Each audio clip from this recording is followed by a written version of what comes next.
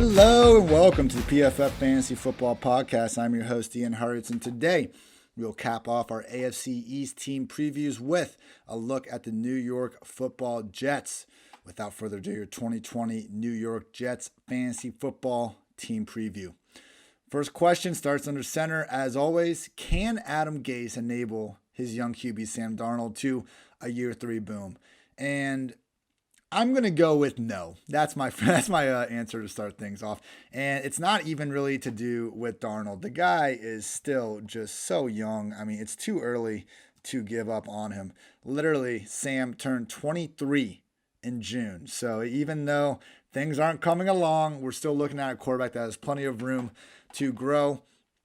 I just wonder, what is different about this year for Sam other than him having, another year in a system that really hasn't elevated anyone other than Peyton Manning, who is singularly most known for changing the play at the line of scrimmage, just being a mastermind at always, calling the perfect play to attack that defense. I mean, if you remove the Peyton Manning years from Adam Gase, it's just miserable. And I know you can look at these quarterbacks that he's, had, Jay Cutler's of the world, your Tannehill and this and that, and say, okay, maybe Gase hasn't had the people around him, but it's just making a lot of excuses for almost a half decade now for a guy who has, routinely had plenty of control over his team's personnel. I mean, ultimately, this was the league's 32nd and 31st ranked offense in yards per play and points per game last year. I mean, it shouldn't be a hot take, and I don't think it is a hot take to believe that, Sam Darnold is not really going to give us any fantasy production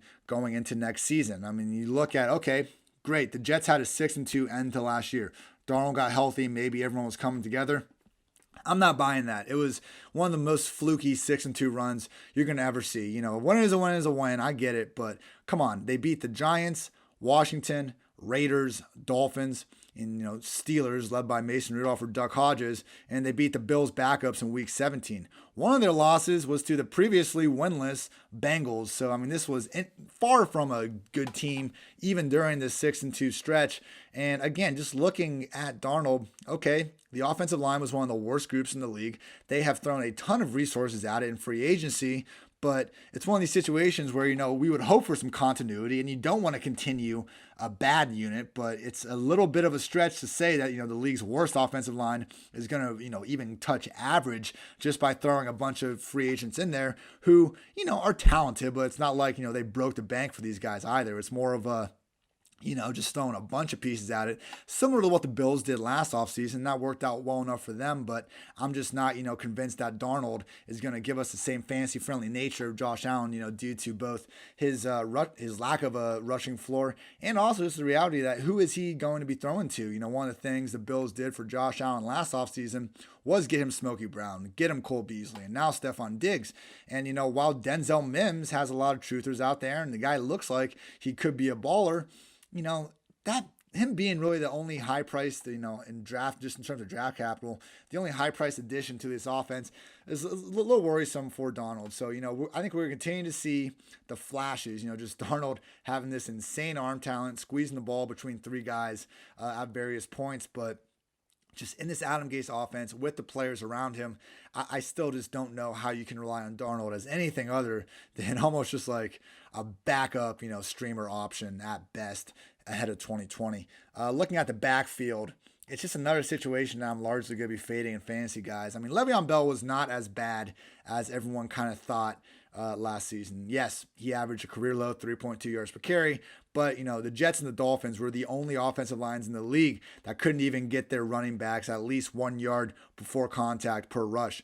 I mean, Bell's 59 broken tackles were good for the 9th highest mark among RBs. And I mean, even looking at the rate of which he broke tackles, I mean, he was kind of on par with your Christian McCaffreys of the world, kind of in that top 12 15 range. He continued to ball out when lined up as a true wide receiver, as has been the case throughout his career.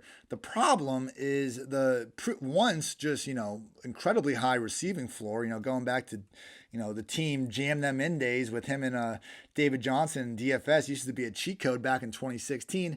That pretty much evaporated. And, you look at last season. For Bell to only get 78 targets in 15 games is just really absurd. I mean, in 2016, he had 94 targets in 12 games. 2017 in 15 games, he had 106. He had 105 targets in 16 games in 2014. I just don't see a scenario where Bell is going to approach triple-digit targets again if it didn't happen last year. We've now added LaMichael Pirine, who's a little more of a pass-friendly back in the draft, and all this is before even getting to the biggest issue of all, which is the inconvenient truth: Frank Gore now being in the fold. And Gore, has had over 125 touches pretty much every single season of his career. He's already getting lauded by Adam Gase. We've seen Gase bring in Gore before, going back to Miami, and pretty much just taking away touches from a more deserving younger guy. Gore doesn't suck at by any stretch of the imagination. I mean, you look back at last year, he had that one touchdown at the goal line where he just straight up ran over, a linebacker that was in the way. He still does things well. There's a reason why he's stuck around this long. It's not like he's a complete liability out there. Nothing against Frank Gore, dude's a legend. But I just think that they did not bring Gore in to not give him the rock probably triple-digit times. So we have Bell, who's in a bad offense, who did not look great last year. And again, some of those broken tackle numbers paint a slightly better picture, but, still Bell's worst season by far. And what are we expecting the improvement from other than just Bell being a much better player? And I know he's come out and, say he's best shape of his life and lost this weight and that weight. That's great and all, but, we're already thinking his targets are capped. The rush attempts are going to be severely worse because of Gore's presence. And again, this is all inside of what should be anyone's idea of a bottom 5 to 3 to maybe even bottom 1 offense in the entire league. So, I'm not sure I've drafted Bell in a single draft this year. Obviously rooting for all of these guys to have great seasons, but would just be shocked if we see too much out of Bell in 2020. On to the wide receivers. Interesting room. Mims currently dealing with this hamstring injury, I believe, hasn't been able to consistently practice. It's unfortunate because this was looking like a situation where, among rookie wide receivers, one of the kind of softest wide receiver rooms for him to rise up. We've got Jamison Crowder in the slot, Breshad Perriman serving as the Robbie Anderson field stretching replacement on the outside. I mean, Mims could have been the guy, seemingly. With that said, I think Crowder has always been the favorite to be the leader in this offense. And we just look at Adam Gase's history of feeding slot receivers, from Wes Welker to Eddie Royal to Jarvis Landry to Danny Amendola to Jamison Crowder last year. I mean, the guy just finds a way to feed the slot. And we saw, Darnold have no problem doing that. Even dating back to 2018 when Quincy Enunwa and even Jermaine Kearse were just getting fed for certain stretches. And Crowder, what was interesting last year, 7.6 targets per game, usually underneath. He wasn't really this high floor, no boom guy, though. Crowder was actually one of just 15 wide receivers to finish at least 5 weeks as a top 12 PPR scorer at the position. Only Michael Thomas, DeAndre Hopkins, Julio Jones, and Kenny Golladay spent more weeks as a PPR wide receiver 1. And now, Crowder was tied with a bunch of guys, like I said, top 15. It's not like he was 5th or 6th behind those dudes, but there's a real potential we see Crowder again lead the way in targets, and maybe, without having Robbie there, with having a banged up rookie, we could even see him, add an extra 10 or 20 targets to that, give him the better floor we kind of thought was there, and still have these boom weeks. He's not sexy at all to draft, but Jameson Crowder will almost assuredly beat his average draft position on volume alone. I called Randall Cobb discount Jameson Crowder. Like, you get these guys on your team, you don't feel great about it. Your friends might laugh at you, but hey, people, fantasy points are fantasy points.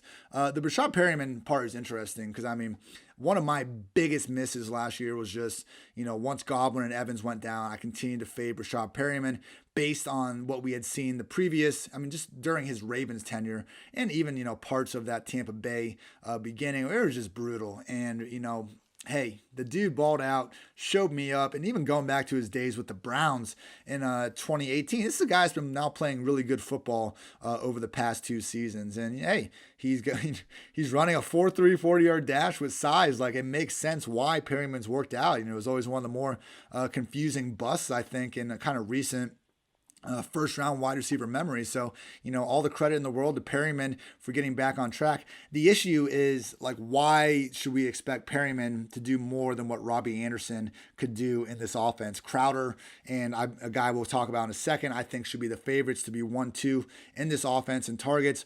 Maybe Perriman can provide some boom or bust, but I just, while he has been playing better, I still believe that, Robbie Anderson is the better wide receiver. And if Robbie couldn't, put together more numbers over his last 2 seasons, have a hard time believing Perriman will do so. So I'm fine with Crowder at value, but otherwise we'll be staying away from these wide receivers.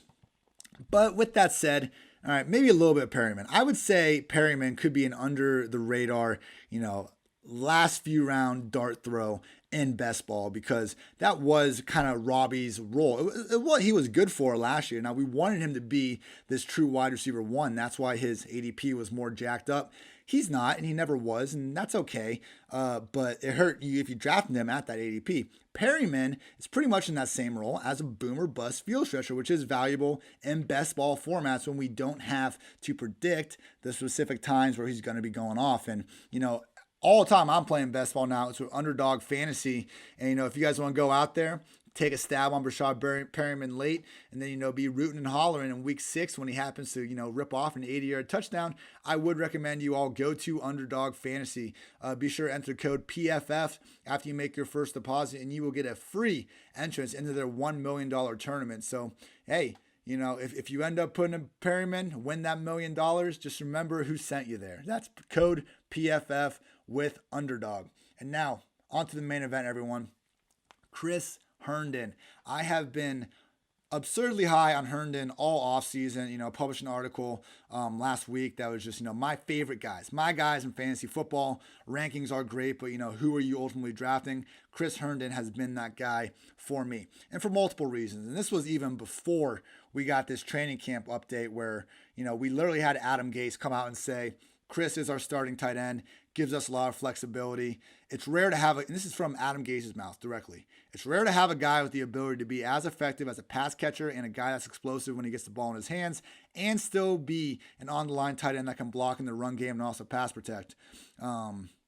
Chris does give you something that you just don't see a lot with all tight ends across the league, where you can say, I can leave him in protection and feel comfortable. If we're running a play to his side, I'm not worried about anything, because he does a really good job of using the technique he's coached, knowing what to do, and he's physical. Chris is a guy that has rare traits in that aspect. The concern was he wouldn't be starting because of Ryan Griffin, and I just always thought that was puzzling, because nothing that Herndon has done on the field represents anything other than an awesome tight end. I mean, since 2000, here's a full list of rookie tight ends to average at least 8 yards per target. Mark Andrews, Rob Gronkowski, Hunter Henry, Heath Miller, Aaron Hernandez, Noah Fant, Jordan Reed, Zach Ertz, George Kittle, and Chris Herndon. We never get production out of the tight end position in their first year. Herndon was one of the rare players able to do that. And what happened in 2019? Starts the year off with a suspension and then pulls his hamstring running routes on air. It wasn't like he went out there, was ineffective, and the coaching staff decided to go at Ryan Griffin. Herndon never went out there because he was hurt or suspended. Now he's healthy. I mean, even before Gase came out and just explicitly said he's their starting tight end, we have beat writers, teammates all throughout the offseason hyping up Herndon. I truly believe he's talented, in one of the league's potentially better tight ends.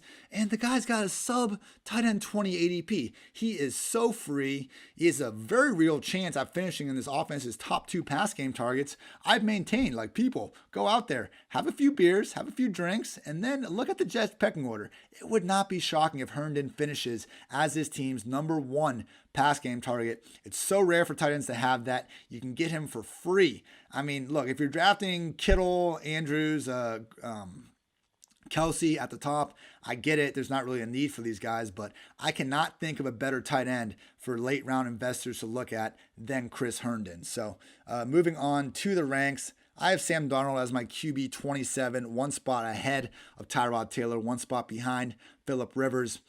Yeah, don't be taking too many risks on Sam Darnold, everyone. It's just, again, not having the rushing floor, not having the weapons. I just don't see a scenario where Darnold balls out unless he just, takes a massive leap and just puts the team on his back, similar to Greg Jennings back in the day. So I'm pretty much out on Darnold this season. Le'Veon Bell is my RB23, one spot behind Todd Gurley, one spot ahead of Devin Singletary. I think Bell is like a better running back at this point than Gurley, Fournette, David Montgomery, even David Johnson, who I'll have ranked ahead of him. But again, I think the targets aren't really there already. I think the carries are about to take a massive hit because of Gore. So, more often than not, I have not been coming away with Bell in fantasy drafts. At wide receiver, I have Crowder. He's not a guy that I think you should be expecting wide receiver 2 volume from, but I have him as a wide receiver 37, one spot behind Tyler Boyd, one spot ahead of Darius Slayton. Don't reach for Crowder. Like, he's not going to I don't think he's going to finish anything close to a wide receiver 1 this year, but there is, a more likely scenario than not that he flirts with that wide receiver 2 borderline. We want upside. And again, he gives you some of that sneaky upside that you wouldn't really expect from a player of his position. And even if he becomes more of a floor guy, it's okay to have that type of receiver as your wide receiver 5, wide receiver 6 on the squad. I'm fine to go with Crowder there. Perriman and Mims, I just think they're going to kind of cancel each other out to some extent. You even got Chris Hogan in there now and some other guys. So I have Mims as my wide receiver 63, one spot behind Antonio Gibson, one spot ahead of Antonio Brown. How about that? But it's just a tough situation for him to thrive in. Adam Gase, always a tricky dude to expect how he's going to play his rookies to begin with. More so just, take Jameson Crowder. Don't worry about the rest. Chris Herndon, my tight end 14, one spot behind Blake Jarman, one spot ahead of TJ Hawkinson. I want Herndon ahead of Jonnu Smith, ahead of Hayden Hurst, ahead of Austin Hooper, Dallas Goedert, Sternberger. I just think, again, it's a guy that we've seen do nothing except ball out when he's healthy on the field. We know he's healthy now. He's on the field, and he's getting all the, just coach speak fluff that we should be hoping he'll get. And it's not even just fluff, though. It's like active workload telling us he's going to be starting, telling us there's no reason to take him off the field. Like, if we see Chris Herndon come week 1 play 90% of snaps against the Bills, he's cheap as hell on DraftKings too. Definitely going to be, a sleeper everyone's going for. Like, he is going to be on top of every waiver wire addition after that. Do yourself a favor. Devote one of your last roster spots to Chris Herndon. There's a good chance you have a borderline tight end 1 on your squad for the rest of the season. Moving on to the win total, we have the New York Jets at 7. Miami Dolphins are 6.5, and then we got the Bills and Patriots at 9. This AFC East, they're getting a little better with the Patriots in this, quote unquote down year, but still have a tough time expecting, 500 ball from the Jets, which is what we would need to hit the over on this win total. I am going to confidently take the under on 7 wins here. We're talking about maybe the single worst defense in the league now with Jamal Adams out of the picture. I do not trust, a coaching staff led by Adam Gase and Greg Williams to put their team in the best position to succeed. As I mentioned before, that 6-2 finish last season was just one of the more fluky things you're going to ever see. Don't think there's enough, talent and fusion on offense for too meaningful of a turnaround. So we're looking at anyone's idea of a bottom 5 defense. And what's our best case scenario for this Jets offense? 16th? Come on. I'm taking under 7 wins. Not expecting much for the Jets. I hope they move on from Gase sooner rather than later. Give Darnold a better chance to reach his sky-high potential still. Not giving up on you, Sam. Just the 2020 Jets. So that'll do it. Thank you all for listening. This has been the 2020 New York Jets Fantasy Football Team Preview. I'm your host, Ian Hartitz. Everyone, take care. Thanks for watching the PFF YouTube channel. And if you want to subscribe, all you have to do is push the button. Don't forget everything you get. A little fantasy, push the button. A little green line for the gambling aspects of the game, push the button. College football, push the button. The YouTube channel from PFF.